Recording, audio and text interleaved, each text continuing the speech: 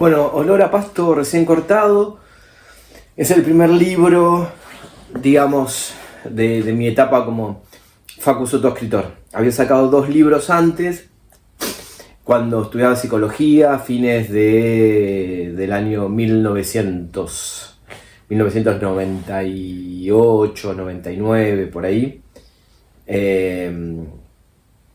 Ahí publiqué El Hilo, por Vientos y Guerra, y una autoedición de 100 ejemplares, La Cabeza, que son unos cuentos que escribí ambos en estado psicodélico, y son como libros medios perdidos. Hace unos años tiré una caja de libros, a repartir, dejé en el subte, dejé en el Parque Rivadavia, en los puestos cuando estaban cerrados. Nada, sé que, bueno, El Hilo le gustó mucho a Pablo, pues estaba dedicado a él y a la que era mi psicoanalista en aquel momento. Y una noche Pablo, un mediodía en la casa de él, mientras comíamos un asado en una mesa larga, se paró, puso el pie arriba de un banquito como si tocara la guitarra y leyó casi todo el libro. Salteó creo que 2 capítulos, pero lo leyó todo. Y le gustaba, le prestó atención porque estaba dedicado a él, obvio, y porque lo había escrito en una semana en el departamento que yo tenía en Almagro, al lado del Instituto Juan B. Justo, de la escuela Joaquín B. González. Y bueno, fumé muchísima marihuana todo el tiempo, pero esa semana concentrado para conectarme y escribir el libro, y en esa época estaba muy influenciado por Dostoyevsky y por Paul Auster. La Cabeza tiene una tapa pop que saqué de un libro de inglés con fondo amarillo, una mujer que está en una peluquería con esos secadores de pelos antiguos, y son cuentos muy también psicodélicos, pero como más cocainómanos en algún sentido, con mucha acción, pasan muchas cosas, más influenciado por Bret Easton Ellis, como que había vuelto un poquito ahí.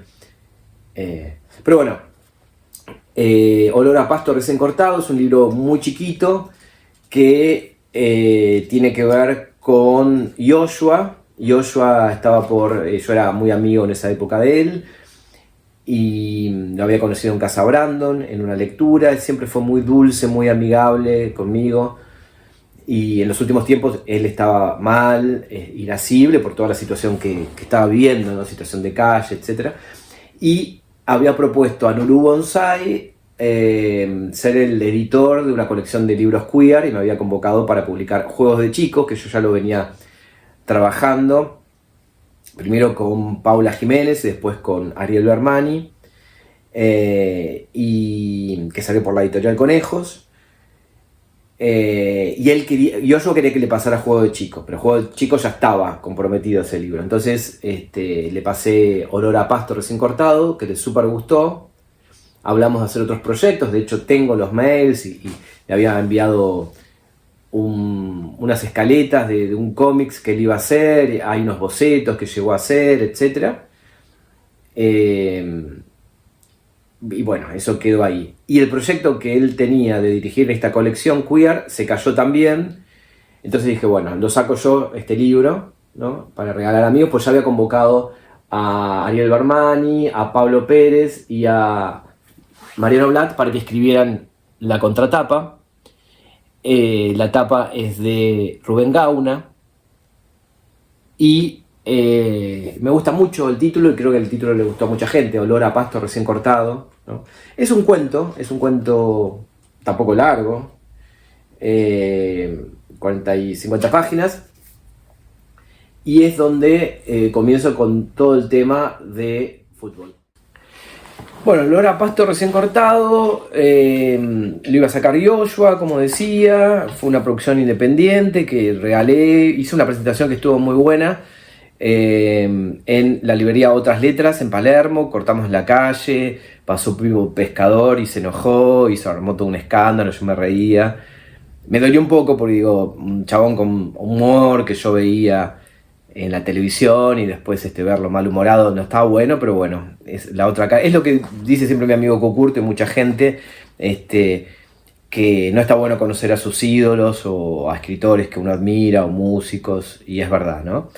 Y bueno, Olor a Pasto recién cortado tiene que ver un poco con reivindicar un poco con una etapa como medio vieja, medio retro, pero bueno, eran los inicios del matrimonio igualitario. El libro salió en el 2011 y en el 2010 se aprobó la ley de matrimonio igualitario, entonces era como una explosión, es como una gran salida del closet para mí, escribir esta literatura y permitirme también ser muy punk, muy cruel, muy crudo, muy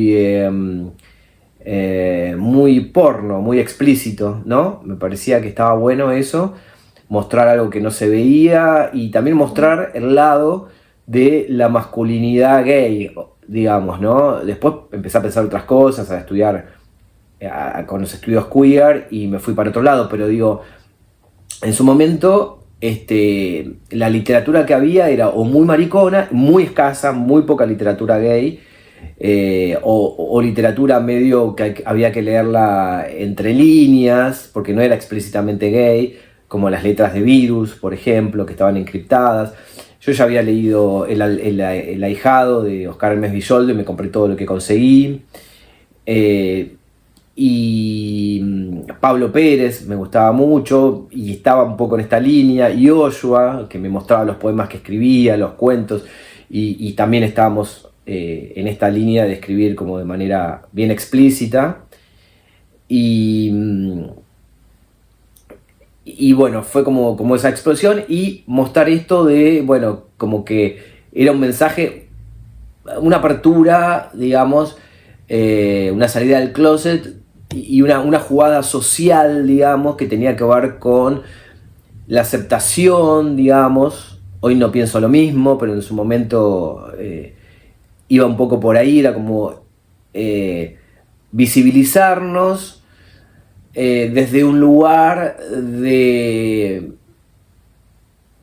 la, digamos, no sería de la diferencia como el segundo feminismo, sino del primero, de la igualdad, ¿no? De la igualdad de derechos, una idea, algo así como, mira, podemos ser putos, trolos y machos también, machos en el sentido no machistas, ¿no? Digo, machos en el sentido de masculinos, porque Pedro Lemebel, por ejemplo, divino, y yo estuve un día entero en su casa, qué sé yo, pero era una literatura como muy maricona en el sentido feminista, en el sentido femenina, o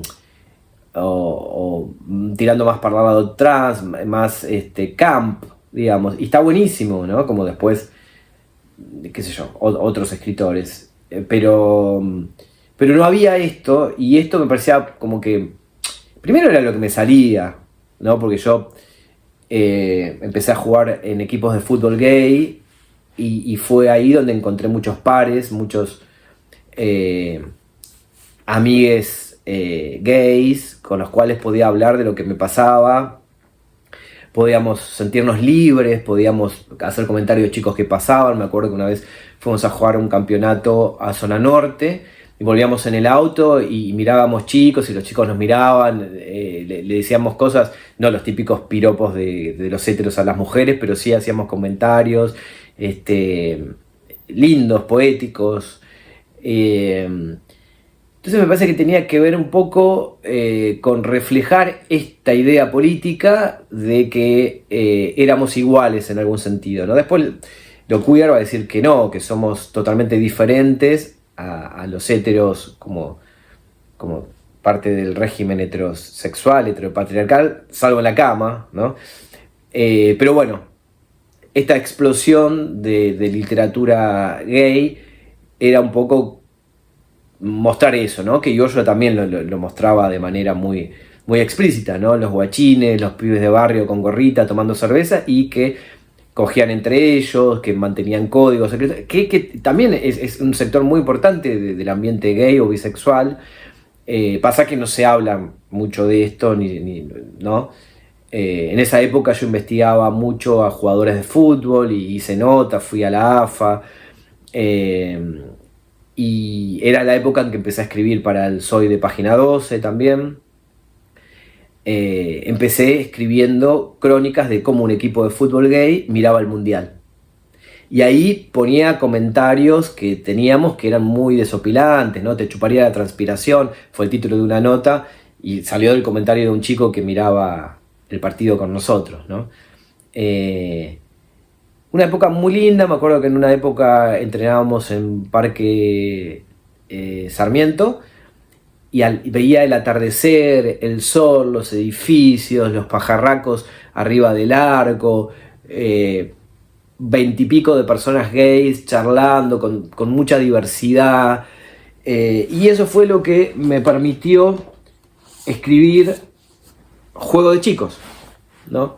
Juego de Chicos son crónicas de lo que pasa en un equipo de fútbol gay, ¿no? Un equipo de fútbol gay que, como decía, resaltaba un poco la masculinidad, había locas por supuesto y estaba todo bien, pero la idea era, bueno, jugar un poco a ser masculinos quizás, y a la vez ser locas y ser super gays y gritar con el cuerpo, gritar con la palabra también, porque cuando jugamos había muchos comentarios inteligentes, elocuentes, ¿no?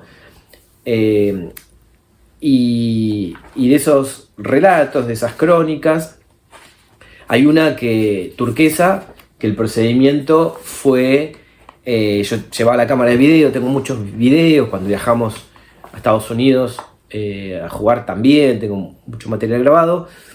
Empecé a grabar y me dijeron que no daba, tenían miedo que se filtrara en algún lado. Entonces, una reunión que tuvimos debajo de un árbol, que hacía mucho calor, y una discusión. Pero bueno, después grabé igual para sacar el sonido, mirando la cámara para abajo, esto es muy Manuel Puig, y transcribí, y después, bueno, metí mano, corté, saqué, inventé, ¿no? Que era sobre una chica trans que quería jugar en campeonatos con nosotros, y nuestros campeonatos, o este campeonato se hacía detrás de la cancha de River, en un complejo que ahora no me acuerdo cómo se llama, donde jugamos contra equipos heterosexuales. Entonces ahí estaba como muy de manifiesto esta cuestión de que nos respetaran, que podíamos ser iguales, ¿no? Otra vez esta cosa del feminismo de los 70, ¿no? La lucha por la igualdad, que después fue por la diferencia, después fue la lucha por la crítica, ¿no? Entonces queríamos estar como en igual de condiciones, y después mostrar, o mientras tanto mostrar nuestra gaysitud. Bueno, esa discusión fue rica en algún sentido, fue patética en otros, y salieron cosas a la luz. Bueno, y una de las cosas fue el texto, ¿no? Se llama Turquesa porque no quería, digamos, presentificar la personalidad de nadie, ¿no? Cuidar, si bien estábamos casi todos salidos del closet, había gente que no. El director técnico, por ejemplo, no. Una vez estuvimos en un panel en el Hotel Bowen, y él pidió que no lo filmaran, que no lo grabaran. Todos teníamos el cartelito ahí con nuestros nombres, y él no tenía el cartelito, ¿no? Una cosa como muy rara. Entrenador, coach, director técnico de un equipo de fútbol, y no dar la cara que sos gay, es como raro. Y había chicos que cuando nos sacábamos la foto, después de terminar el partido, salían y tampoco querían, año 2010, 2009, ya con matrimonio igualitario, porque no querían que se enteraran en la casa o en el trabajo, ¿no? Y bueno, y el número de... reemplacé el nombre de algunos jugadores por números, pensando como lo hacía Kafka, que ponía letras. Dije, bueno, voy a tomar un poco ese procedimiento, pero cambiarlo, el número de la camiseta que lleva atrás, que después fue y no fue.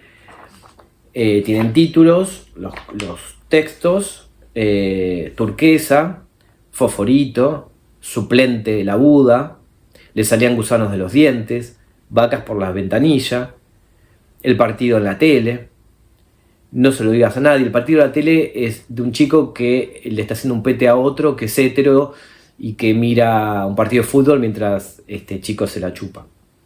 No se lo digas a nadie, secretos de boda, dos amores, suplente las zapas, cambios, cuando la comida molecular se transforma en panchos, la propuesta del doc, el hijo del militar, la sangre en el ojo, bien en moto, el deseo es el deseo del otro, padre e hijo bailan un tango, brother, sueño de plástico, en familia de té.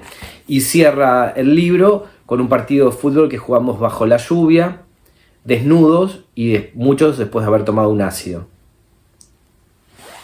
El libro, el día que lo estábamos presentando en el Centro Cultural Ricardo Rojas con la editorial Conejo, me llamaron, estábamos comiendo en la esquina, me llamó un editor de Chile, de Emergencia Narrativa, que lo quería publicar, y bueno, estuvo bueno porque fui para allá, y hicieron un documental, o participé de un documental mientras hacía un té en el departamento donde estaba.